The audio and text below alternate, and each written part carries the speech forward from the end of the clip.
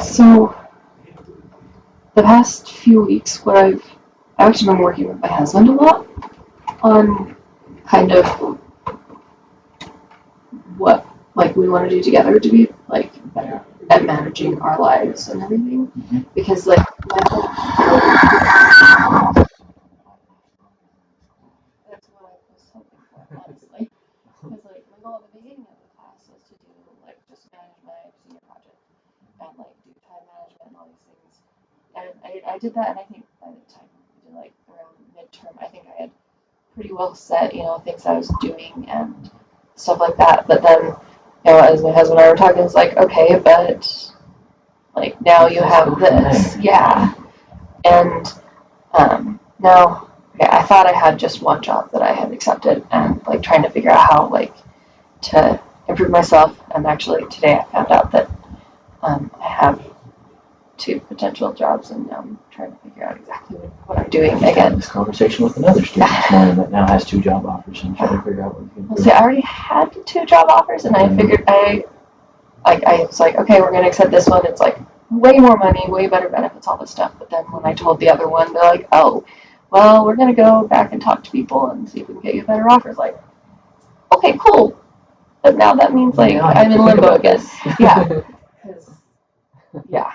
All sorts of things. But we've made lists, and neither of us having constraints on things.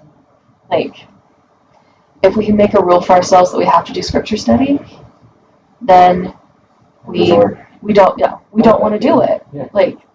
I'm making myself, and I want to do it. Uh-huh. So we've been talking about forgiving ourselves the opportunity to do it versus making ourselves do it.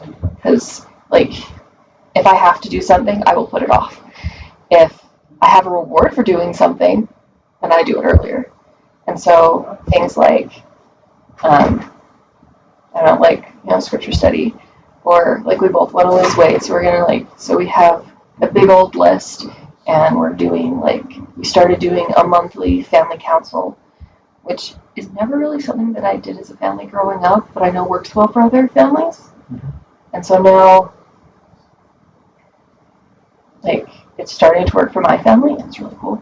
And I'm hoping to institute it as a really regular thing for our tiny human is almost 20 months now, so he can't really participate yet. But I'm now really excited to help manage our progress as a family instead of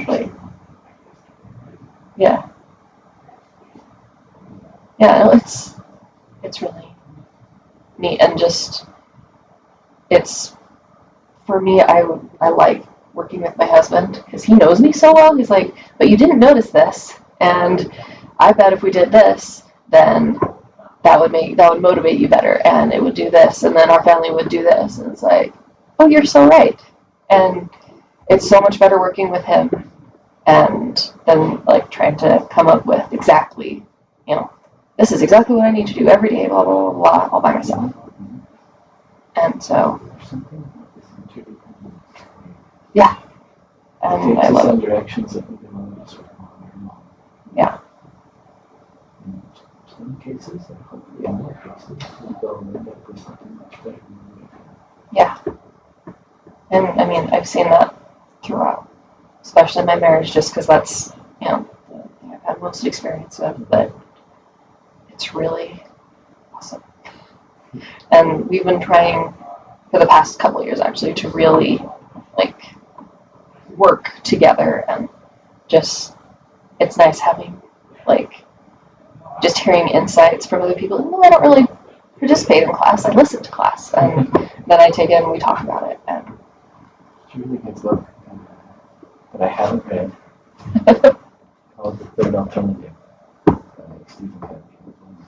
In an interview that I saw with him, he talked about how he felt that was more significant than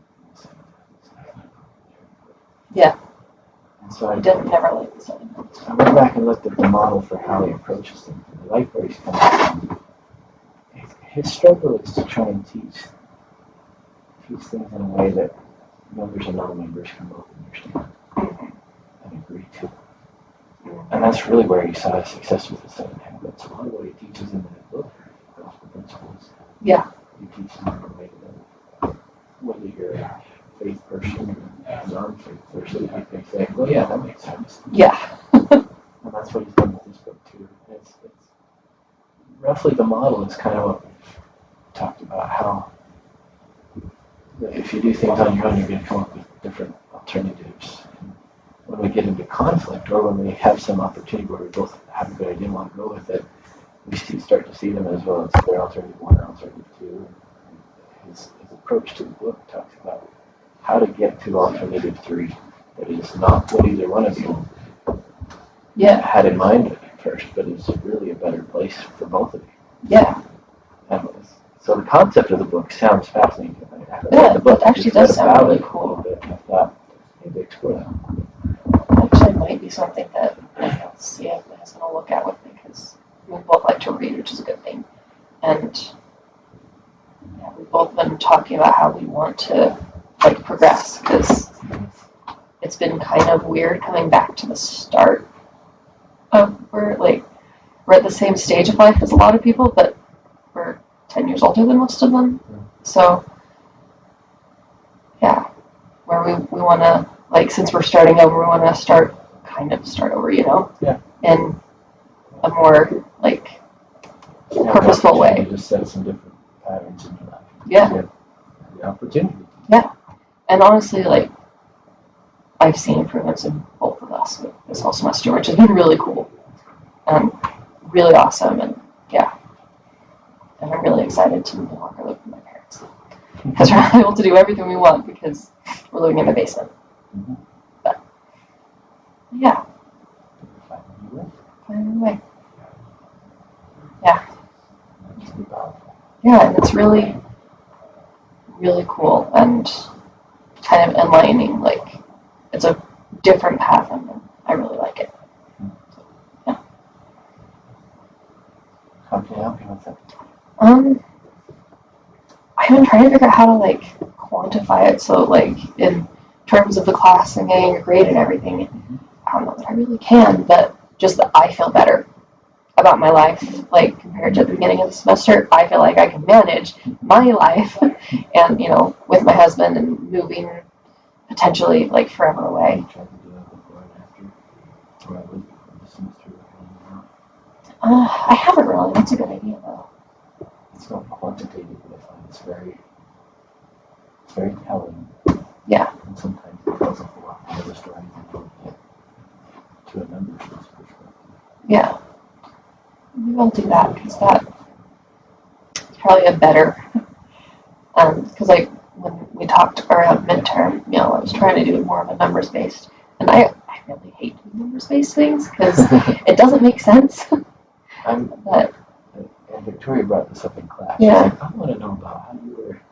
What she was bringing up is I have this bias that I see too many people jump to the number, and when they jump to the number, they lose quality and depth of detail. Yeah. Because they're so focused on the number, they don't care about the rest of it. So I'm not against numbers. I actually really enjoy numbers, and I teach it. I teach business intelligence class, and I teach it for the semester. I'm talking for a while. I love numbers. I think they're fascinating, fun, interesting, but when it comes to evaluation for growth and learning, I find that they have the wrong, they lead people down the wrong path much of the time. And that's why when it comes to evaluation, I'd say, no, let's swim in the detail. Let's swim in the qualitative factors for quite a while before we ever decide what the numbers mean. And sometimes we don't even need the numbers. Sometimes the qualitative factors in the story actually tell more than the numbers do. Yeah. Numbers should be there to support, strengthen, and enhance, not wash away. Yeah. I agree with that. And for some reason, the grading process, when people come and I open up this grading opportunity or this evaluation, most people want to go straight. I got an A because. Yeah. And when they do that, their explanation of because is almost always very weak. Mm-hmm. It's because I tried real hard or I wanted it. That's a really weak explanation. Right, yeah. But if you help me, if they come in and help me understand learned, how they've grown, what's changed, what's different, you know, patterns and methods that have grown into their life and how those things have started to spill over into other parts of their life. Those become far more compelling to me. And I can also see how you can make the claim, yeah, this is a change, and it's going to continue. I'm going to continue to look at these things and continue to try and find ways to make life better. Yeah. And I can see where it's going better. And I get a better feel for, yeah, this is going to continue after this class. And I start to, I have to put faith in that because I can't see it. Yeah. But I feel like I also have some assurance that comes with it. Yeah. Makes sense.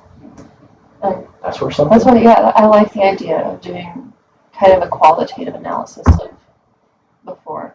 Especially when it starts to come back later on. Yeah. Talk to me about where that has gone since then. Yeah. A semester or two, or a year, or 5 years, sometimes I've had them.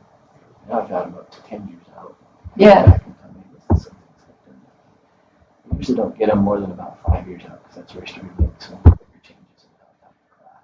Oh, yeah. And now I'm hearing more from those kinds of students more often, and when they do, they're more powerful experiences.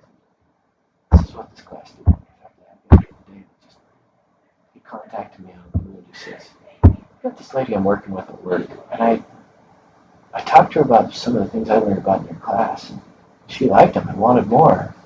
I had to just point her back and say, you probably ought to talk to him about it. He's like, you willing to talk to her? I'm like, sure. So she called me up. She's dealing with all these challenges in project management at her work. She's like, this is what I've done. This is where I'm at. What advice do you have for me? Well, based on the little that I know about your situation, I'd probably go here, here, here, here. And so she started to take off. I love that. Yeah. I love that that's growing somewhere. And it's not coming because I had to for the class or because it was a requirement. Somebody forced me to learn this thing. Yeah. It's because people are seeing value in what they're gaining. That tells me something. Mm-hmm. That's where I need to spend my time and effort. Yeah. Yeah. I like that, and honestly, my mindset has changed even from like the first half of the semester versus now, and like I was trying to figure out how to qualify and what I was doing. I haven't really worried about that as much, more as I've been trying to make things happen, and that's helped a lot. So I don't have any numbers. Yeah. Yeah. I prefer it that way. I don't like being told what to do. It's really bad. I think both my husband and I are just really bad at that. But you find that blending that with dependent, independent, and interdependence. Yeah. Yep. Yeah. It's not all about me. It's not all about just me. Yeah. It's about where I fit into all this. Mm-hmm. And how I can make use of things that I need to learn. How I can interact with other people that have some expertise and how I can offer them something else. Yeah. Value and how we can build on that and work it all out together. Yeah, when I really brought my husband in is when I think I really saw the difference, because a lot of the time I like to do things by myself and I don't like to ask for help. It's one of my biggest failings, honestly, is not asking for help. Notice challenge. So, yeah. Bad. It's not fun. Yeah. I don't like to do it. It's exactly. not fun. I hate to, like, acknowledging that I don't know something. It's the worst. But talking with my husband is. Yep. I'm like I'm a moron, and then you're telling me you're not actually a moron. Here's the missing piece. I'm so smart. I try to walk through doors. And it doesn't work. Yeah. My child tries to do that. I'm 40. I should know better by now. But I'm still trying. Not on purpose. It was just a thing that's there. And Yeah. It's a good story. Yeah. I try to walk through doors. Yeah. Like a good story things too. Right. Yeah. You have You're to. more engaging as a person if you have a story. That's right. Yeah. Yeah, I think I'm gonna try to do that then. I'll probably just do another plan with you maybe next week. I can show you kind of. And there's some other variations on that idea. If you look at the 380 evaluations page. Yep. 360-degree review can go along with that. The PM tool belt one can go along with that. I looked at that one. PM tool belt is about looking for metaphors of, tools like a construction guy. You have a variety of tools, you do more jobs, but if you, from a project management perspective, they're usually mental tools. Yeah. They're ways to organize things. That's usually what project management methods boil down to, just ways of thinking about and organizing things. Yeah, yeah. And as you build out that tool belt, you do more jobs. Yeah. You work in a more wider variety of situations. Things happen. Which is scary things happen. Because people start to say, hey, you're good. So you need to do more. You do this too. You do this too. Like, so Yeah. scary things happen. Yes. They generally turn out to be good, but they're very scary at the beginning. They're there for your growth. Yeah. You don't like them. No, growth hurts. Mm-hmm. There's a thing. Yeah. There's a reason it's called growing pains. Mm-hmm. In all areas of life. They hurt. Okay. Awesome. Okay. Cool. Take a stab at it if you have questions, concerns, comments, just looking for ideas. I'm happy to work with you on it along the way, give you feedback along the way. I usually encourage you to go out and get more opinions than just mine. Yeah. Find professionals in the field that you respect, get their opinion on it too. That would be really powerful. Yeah. Opens doors for you. Yeah. Building that relationship is a good thing. Okay. Thanks, Heather. Thank you. Keep being a good person. Try. Okay.